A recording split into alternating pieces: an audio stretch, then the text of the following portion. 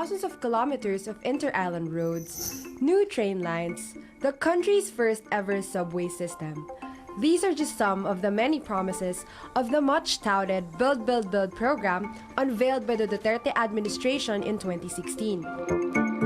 The 6 years up to 2022 was supposed to be the golden age of infrastructure, but it's taking more than 3 years to mine through the rubble.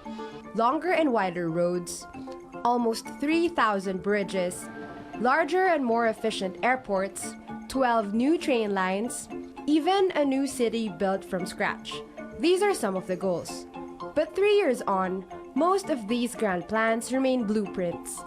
More than half of the 75 big-ticket projects still on the drawing board. For the remainder of the year, government must continue to push forward and fast-track the implementation of infrastructure projects under the program, as only 11 of 38 NEDA board-approved project proposals out of the 75 infrastructure flagship projects are in the construction phase. Only 61 projects are listed on the government's Build, Build, Build portal.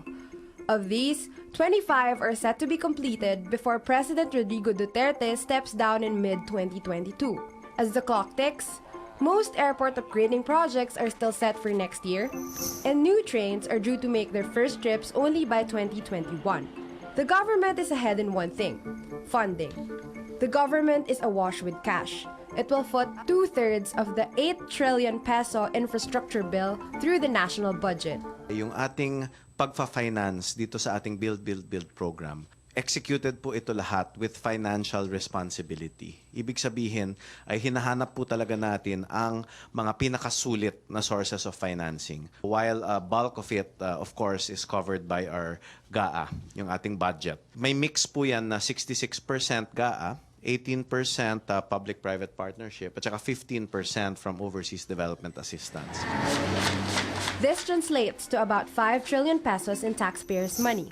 But building also means borrowing. Public debt has ballooned to nearly 8 trillion pesos as the Treasury has tapped both local and foreign clients to finance Build, Build, Build.